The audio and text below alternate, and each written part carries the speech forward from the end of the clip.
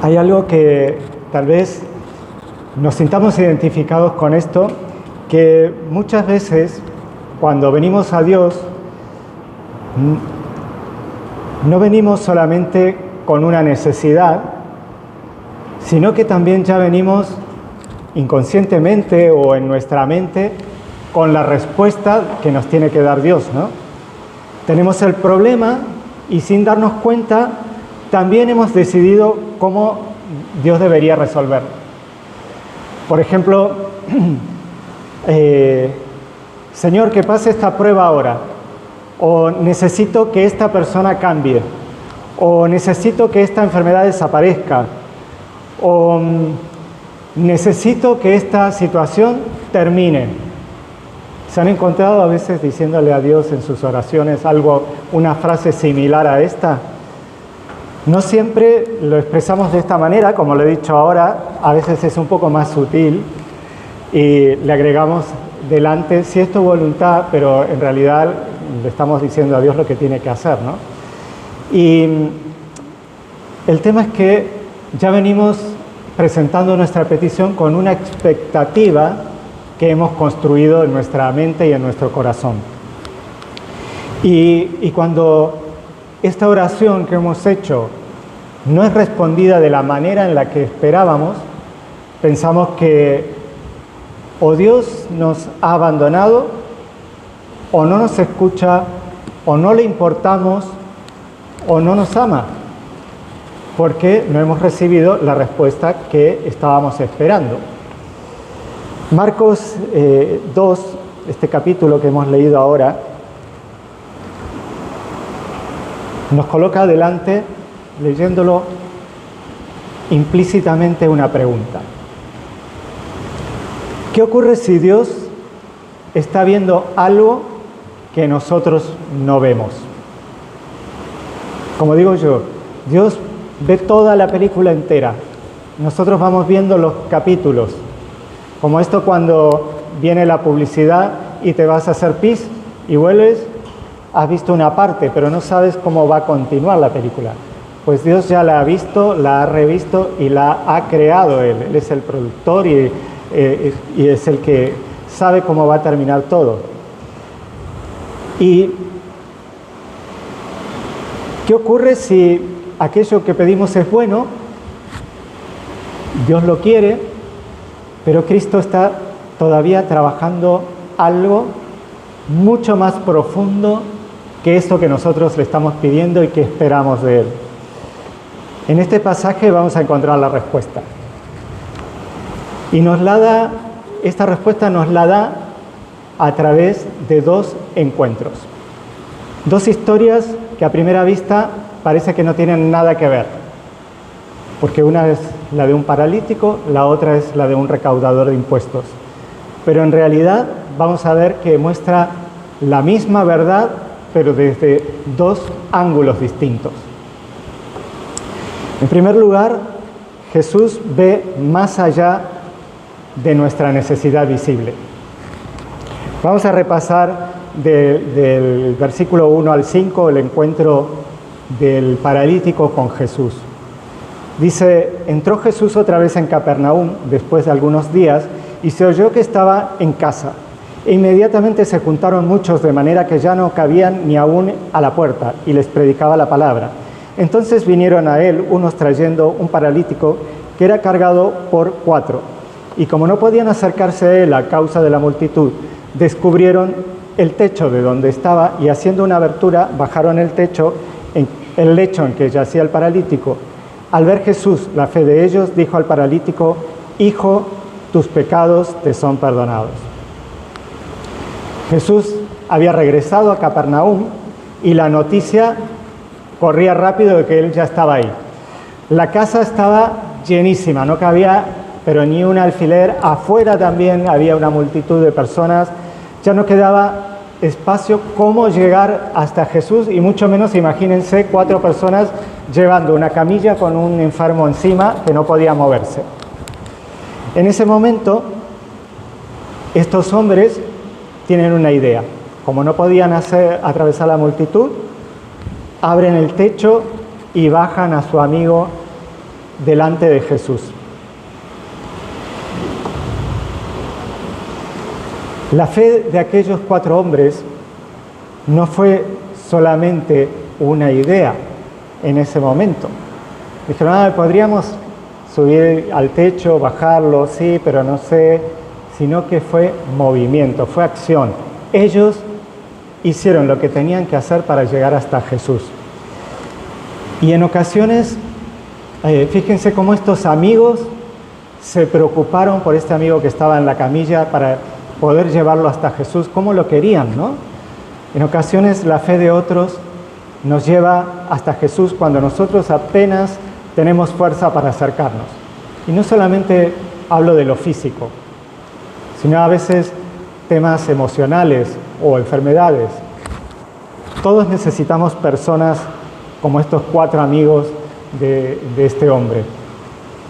La necesidad parece evidente. El hombre no puede caminar. Todos los que estaban ahí ven que el hombre no puede caminar. Y si nosotros estuviéramos ahí también, y sabiendo lo que Jesús había hecho y los milagros que Jesús venía haciendo, ¿qué pensaríamos?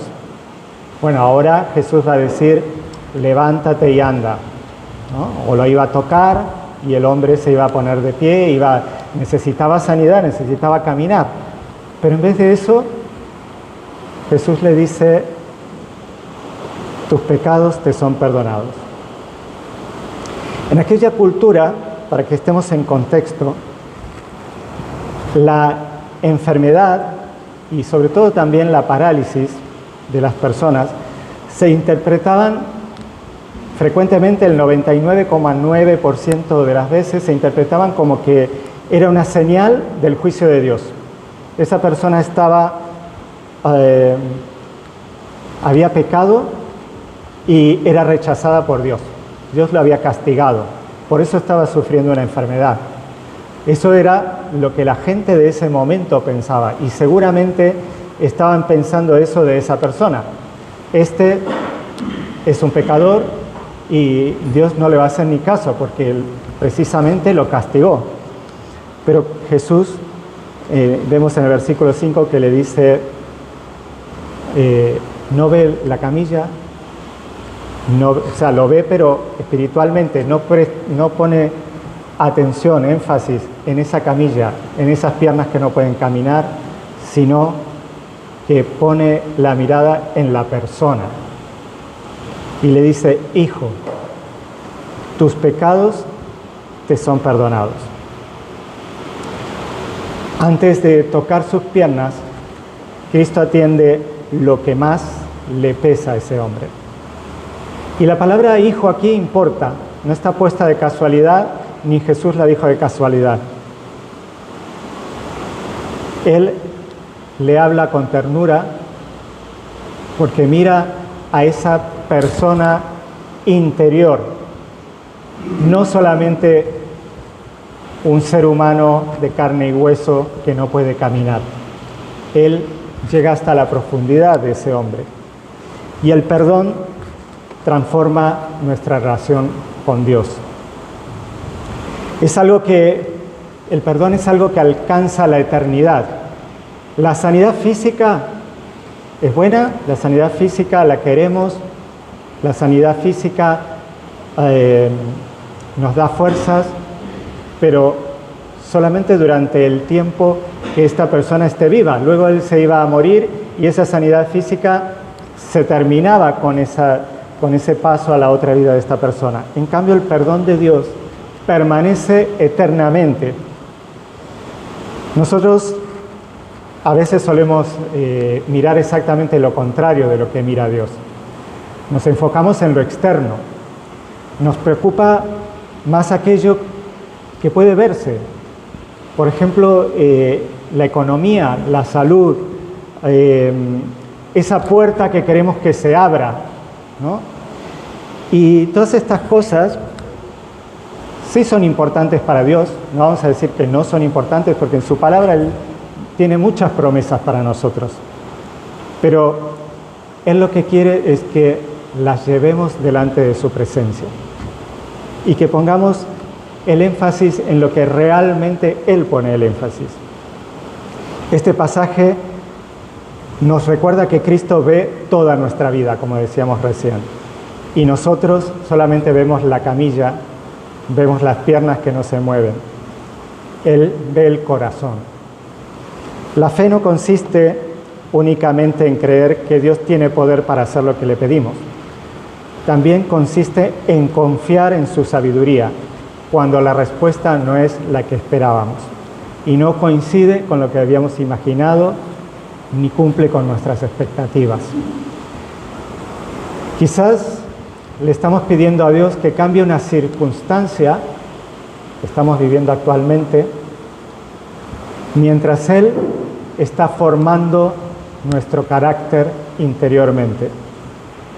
Quizás queremos una respuesta inmediata, lo quiero ahora, quiero saberlo ahora, pero Él está en este momento, aunque no nos demos cuenta, trabajando en algo más profundo de lo que nosotros vemos. No porque Dios sea cruel, Dios no disfruta viéndonos sufrir, sino porque Él ve lo que nosotros todavía no vemos. Y aquí está el fundamento de todo, que es el perdón que Jesús anuncia. Este perdón no es gratuito, pero el precio no lo pagamos nosotros. Este perdón tiene un precio y en ese momento Jesús ya sabía cuál era el precio que Él tenía que pagar. Ese perdón que perdonó a ese chico en esa camilla era el que estaba encaminando a Jesús hacia la cruz. En esa cruz, Él cargó con todos nuestros pecados, con el de ese chico que perdonó también. Y su cuerpo padeció lo que nosotros deberíamos haber padecido. Por eso, Jesús puede ver nuestra necesidad más profunda y atenderla, no porque ignore el pecado, sino porque Él mismo pagó el precio. Entonces la pregunta que nos queda en este punto es: ¿confío en Cristo solamente cuando responde como yo espero? ¿O también cuando está obrando de una manera que todavía no comprendo, no la veo y todavía no tengo esa respuesta?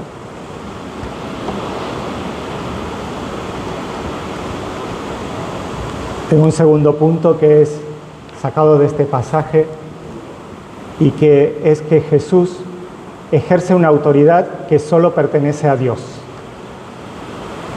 Vamos a repasar de los versículos 6 al 12.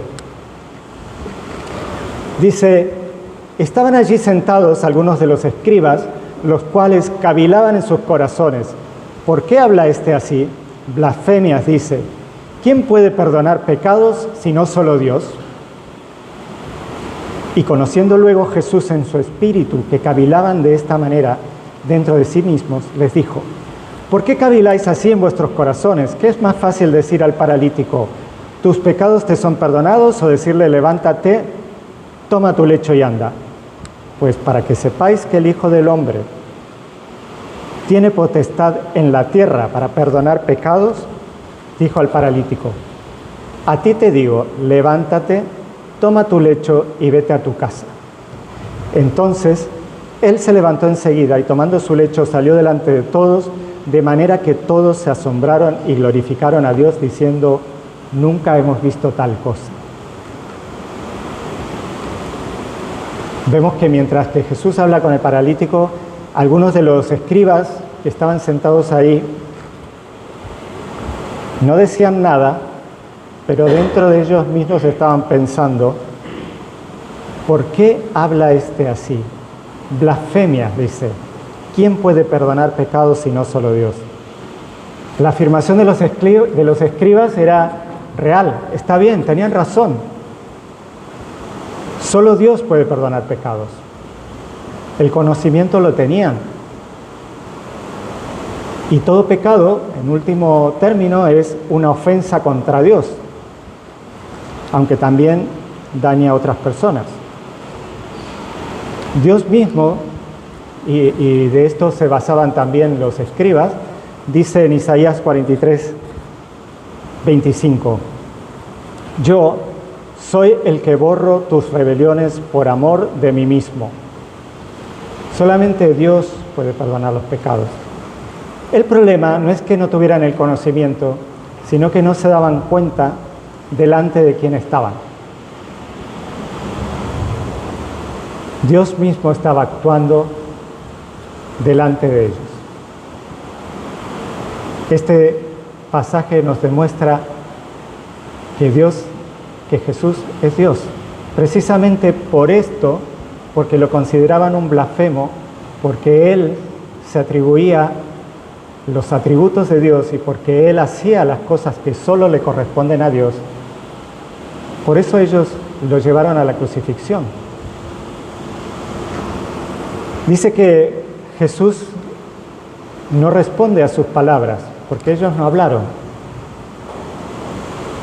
Responde a sus pensamientos. Y conociendo luego Jesús en su espíritu, que cavilaban de esta manera dentro de sí mismos, les dijo, ¿por qué caviláis así en vuestros corazones? Nadie le había dicho nada, nadie había abierto la boca. Y sin embargo, Jesús conocía exactamente lo que pensaba.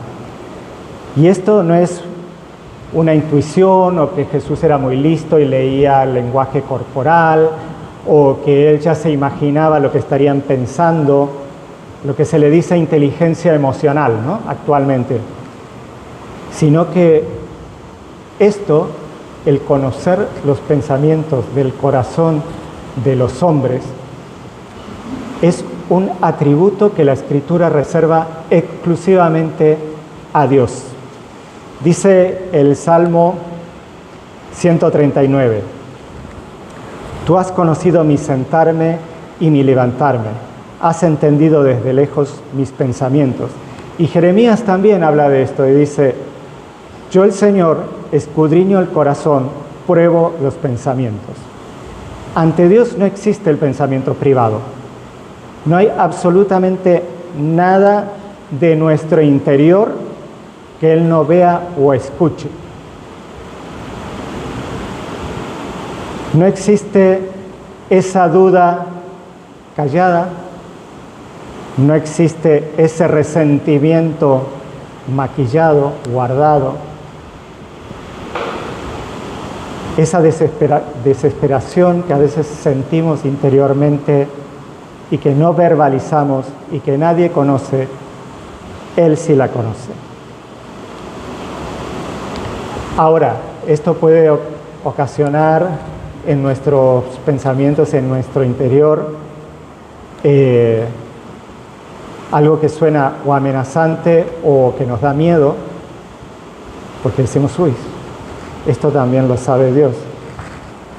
O también puede ser esperanzador, porque aquello que no sabemos cómo expresar o que no nos animamos a decírselo a nadie, o que ni siquiera sabemos cómo decírselo a Dios o cómo expresarlo con nuestras palabras, Dios lo conoce y nos acepta así, con eso que Él conoce. Marcos nos muestra algo importante. Jesús anuncia el perdón de pecados, conoce lo que los hombres razonan interiormente, como dijimos, cosas que solamente Dios puede hacer, pero hay algo más. Él demuestra su autoridad con una obra visible, algo que también solamente Dios puede hacer, que es sanar a una persona, milagrosamente. La sanidad de este hombre no fue un tiempo, un proceso que tuvo que hacer unos ejercicios, que tomar unas hierbas o que hacer un tratamiento. Fue una sanidad instantánea de una persona paralítica. Dice el versículo 9 al 11, dice Jesús, ¿qué es más fácil? Decirle al paralítico, tus pecados te son perdonados. Eso es algo que para ellos era blasfemia, pero no se ve, no hay algo visible, porque Jesús podría estar mintiendo. ¿Y qué pasa? Dice, o decirle, levántate, toma tu lecho y anda. Pues para que sepáis que el Hijo del Hombre tiene potestad en la tierra para perdonar pecados, dijo al paralítico, a ti te digo, levántate, toma tu lecho y vete a tu casa. Y este hombre se levanta, toma su camilla y se va. Se levantó enseguida ante la orden de Jesús. Todos los testigos, toda esa multitud están viendo lo que hizo Jesús, algo que solamente Dios puede hacer. Es el milagro visible que sella, que demuestra la autoridad invisible de Jesús. Ese hombre caminando demuestra que la palabra de Jesús tiene poder para perdonar pecados. Marcos no presenta a Jesús solamente como un sanador, ni como un maestro de estos dignos de admiración, como estos filósofos griegos que aún ahora los leemos y decimos, wow, en Argentina decimos qué bocho, ¿no? Qué cabeza que tiene este hombre, ¿cómo se le puede ocurrir todas estas cosas? Qué genio. Tampoco lo presenta solamente como un profeta más, como alguien que viene a anunciar cosas que Dios dice, sino que lo presenta claramente como Dios.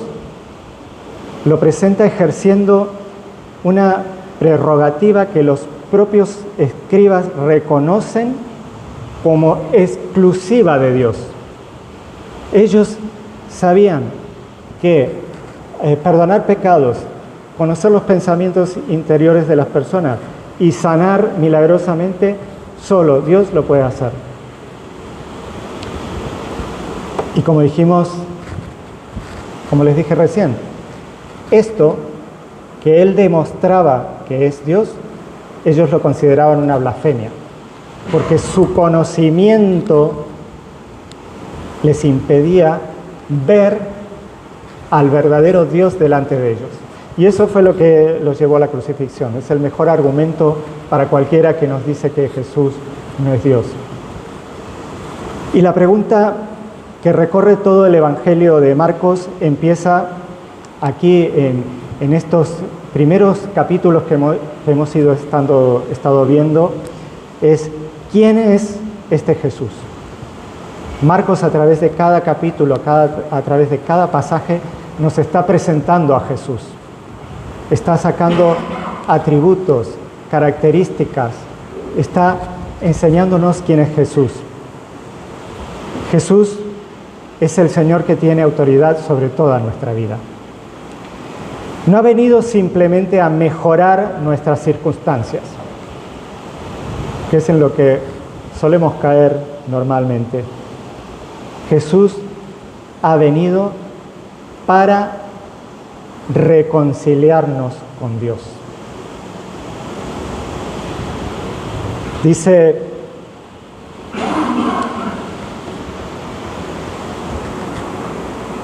y esto lo dice en 2 Corintios 5:18, el que lo quiera ver luego. Entonces, la pregunta es, ¿quién es Jesús realmente para mí? ¿Es Papá Noel? ¿Es una hada mágica? ¿Es alguien que recurro solamente cuando necesito ayuda? Yo conozco hermanos en Cristo incluso que solamente van a la iglesia cuando consiguieron un trabajo, cuando Dios les dio sanidad. Ah, no, voy a ir a la iglesia para agradecer. O sea, ir a la iglesia no quiere decir nada, ¿no?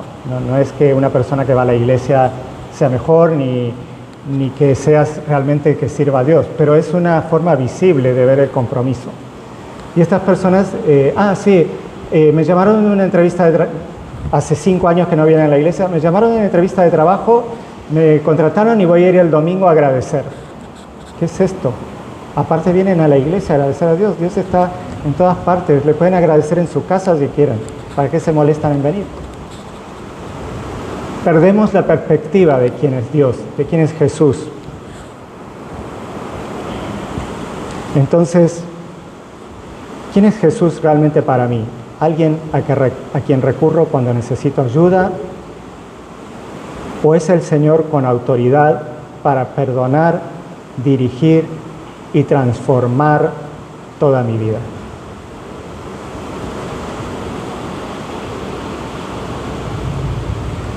Y les presento un tercer punto, que es: la gracia de Jesús alcanza a quien los demás han descartado y no lo deja igual.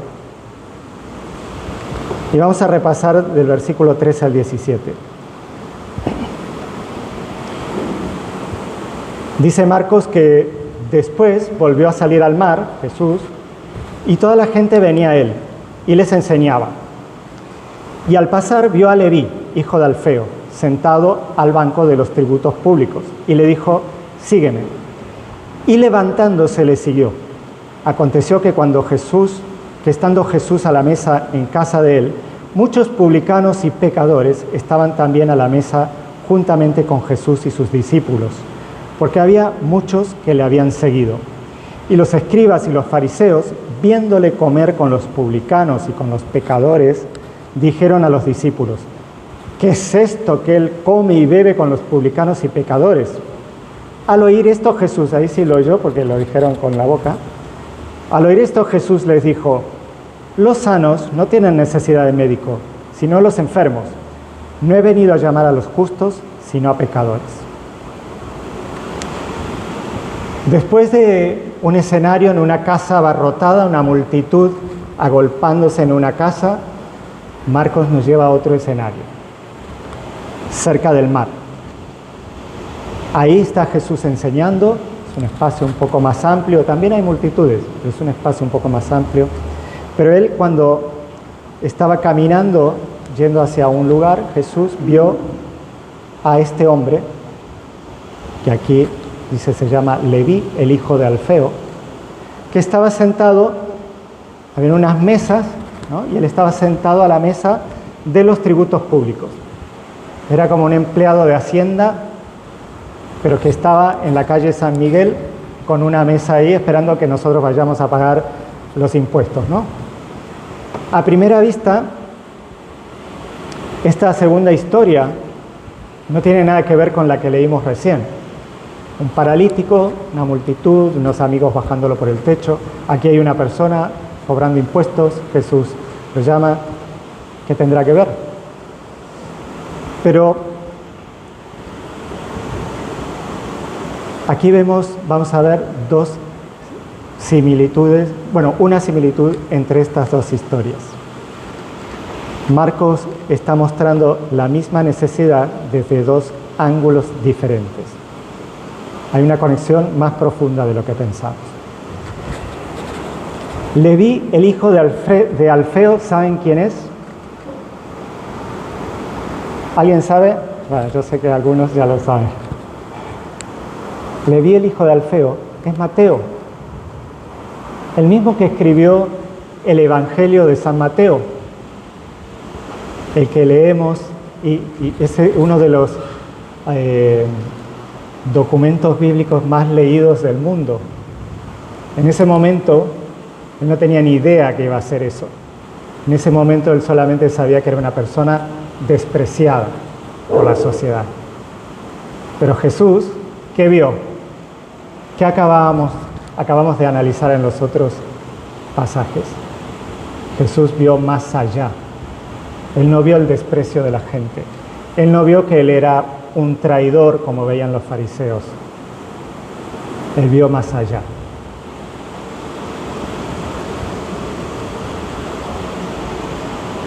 Esto no es porque Mateo se esforzó y fue bueno,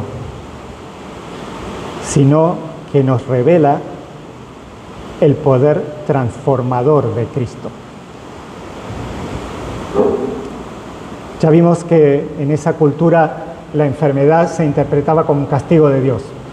Aquí también el recaudar impuestos se manifestaba como una traición a Dios.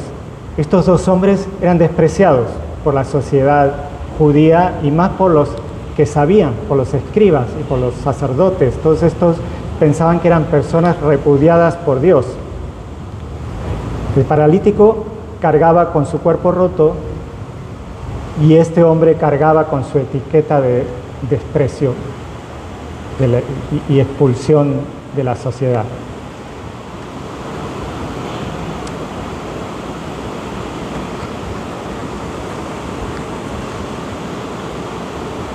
Jesús también pasa por allí, pero no aparta su mirada, como toda la gente que por ahí pasaba, donde estaba Leví, donde estaba Mateo, pasaba mucha gente, y Jesús también pasa por ahí, como toda esa gente. Era un camino de paso, por eso les decía, es como si en la San Miguel estuviera una mesa donde se recaudan impuestos. Pasaba mucha gente. Jesús no pasa de largo, detiene su mirada en Leví. Le dice al pasar, y al pasar vio a Leví, hijo de Alfeo, sentado al banco de los tributos públicos, y le dijo, sígueme. Y levantándose le siguió. Jesús no le dijo a Mateo, primero cambia y después acércate, primero arrepiéntete y luego ven a mí. Primero limpia tu reputación delante de la sociedad, y después vienes.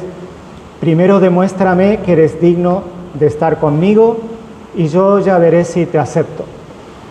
Le dice, sígueme.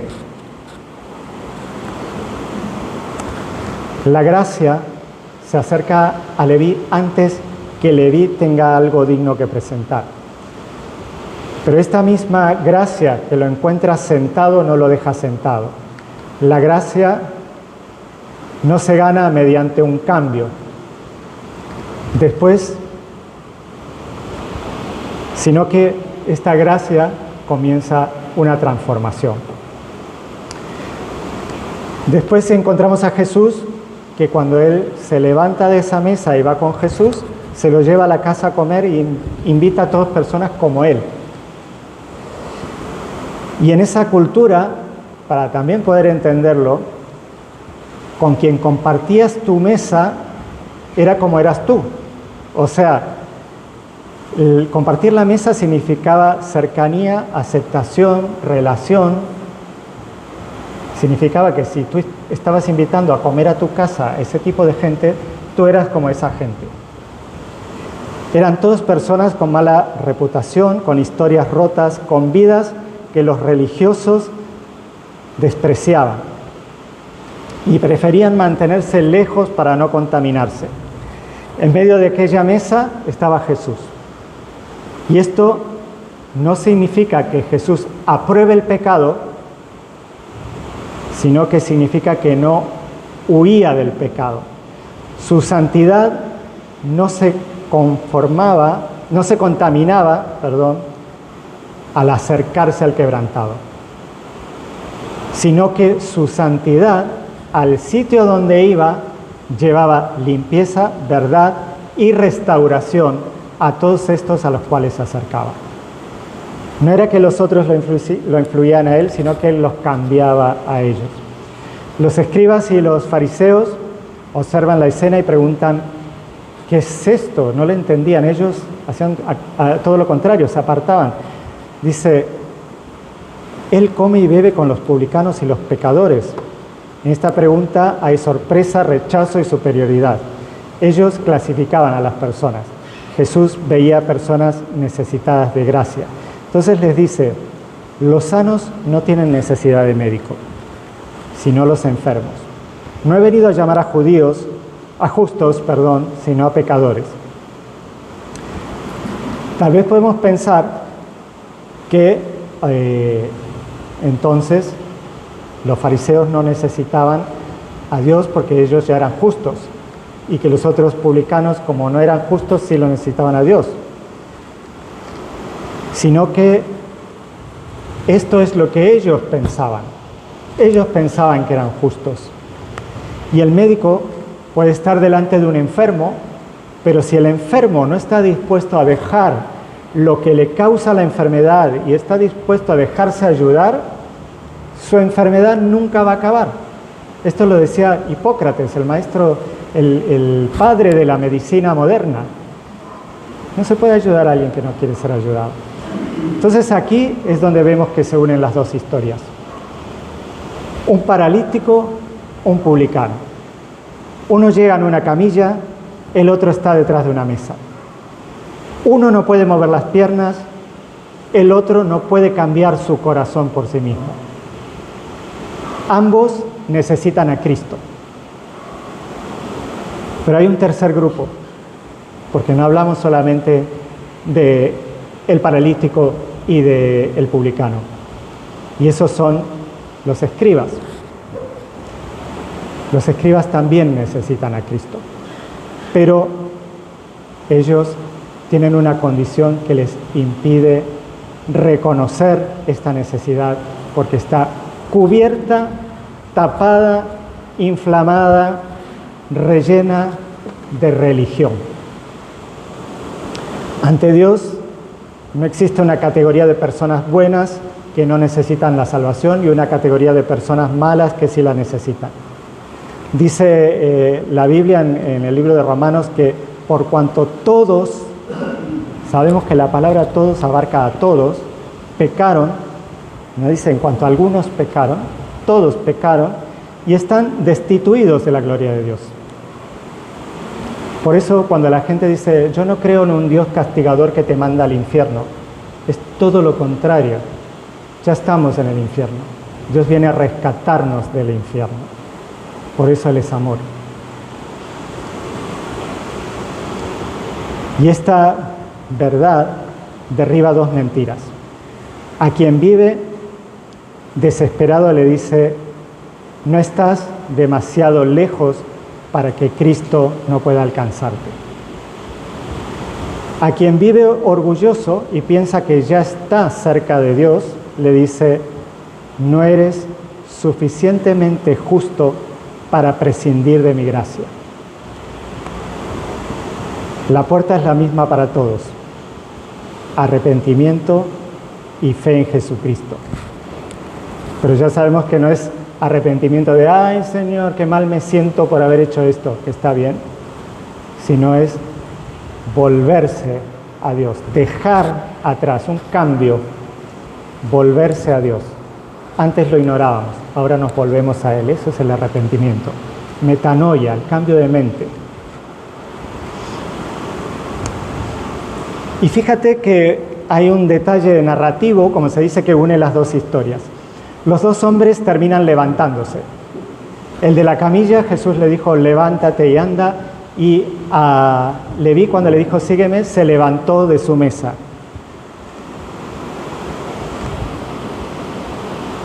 Marcos muestra con claridad que el encuentro con la autoridad y la gracia de Jesús cambia la dirección de la persona, como que decíamos recién, ese arrepentimiento, ese metanoia, ese cambio en la vida de las personas.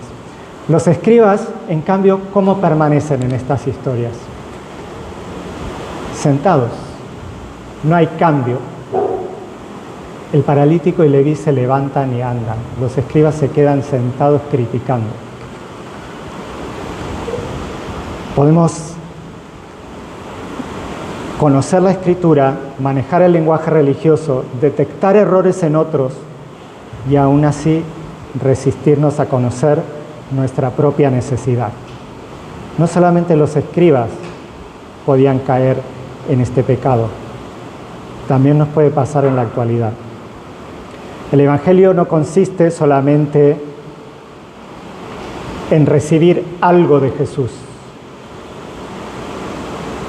Jesús no quiere dar muchas cosas porque su palabra está llena de promesas, pero no es para eso para lo que vino. El Evangelio consiste en recibir a Jesús como Salvador y Señor. Y Él, su gracia, nos recibe a nosotros sin méritos. El paralítico no hizo nada para que Jesús le perdonara sus pecados. Leví tampoco. Incluso eran personas despreciadas por la sociedad, como podemos ver. Pero esta gracia que nos recibe sin méritos no nos deja sin transformación. Nos hace levantarnos. Cristo recibe al pecador tal como viene, pero al seguirlo su vida comienza a cambiar. Pero esto no es para ganarse el amor de Dios, para decir, Señor, voy a hacer bien las cosas para que tú me dejes seguir al lado tuyo, sino porque esa gracia es la que nos transforma y nos ha hecho y nos ha alcanzado. Entonces, nuestra pregunta aquí en este párrafo que hemos analizado es, cuando me acerco a Jesús, ¿me acerco a Jesús reconociendo que necesito su gracia? ¿O todavía encuentro seguridad comparándome con quienes considero peores que yo? Ah, bueno, sí, yo tengo esto, pero este otro es peor que yo, ¿no? A veces tenemos estos pensamientos. Los pensamientos en sí pueden venir y no se transforman en maldad o en pecado hasta que nosotros le damos cabida en nuestros corazones. Cuando vienen este tipo de pensamientos, podemos elegir rechazarlos en el nombre de Jesús. En conclusión, 2 hombres, una camilla, una mesa de impuestos, 2 vidas que el mundo de su época había descartado. Uno por su cuerpo roto, el otro por su reputación rota. Y el mismo Jesús mirando a los 2 y ofreciendo lo que ningún otro podía dar. ¿Por qué? Porque Jesús es Dios.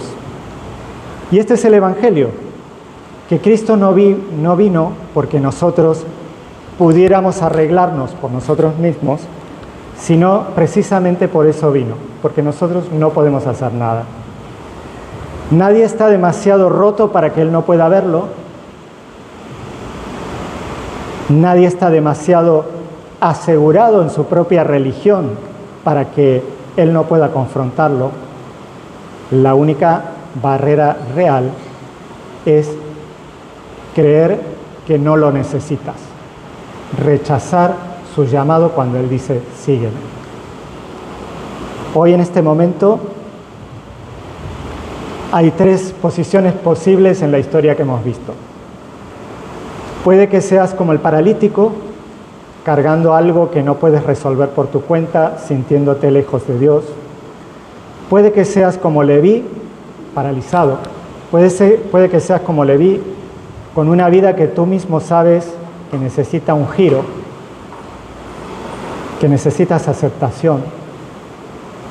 O puedes que seas como uno de los escribas, con mucha religión, pero sin haber rendido el corazón de verdad. Jesús tiene algo que decirle a los 3. Al paralítico le dice, hijo, tus pecados te son perdonados. Al recaudador de impuestos le dice, sígueme. Y a los escribas les hace la pregunta que todavía nos resuena. ¿Por qué caviláis en vuestros corazones? La respuesta no está en esforzarte más. La respuesta es dejarte encontrar por quien ya te está buscando. Y la pregunta, ¿sabes cuál es? Les dije primero la respuesta y ahora les hago la pregunta. La pregunta es, ¿hoy estás dispuesto a levantarte y seguirle? Yo les invito a que se levanten, se pongan de pie y vamos a orar.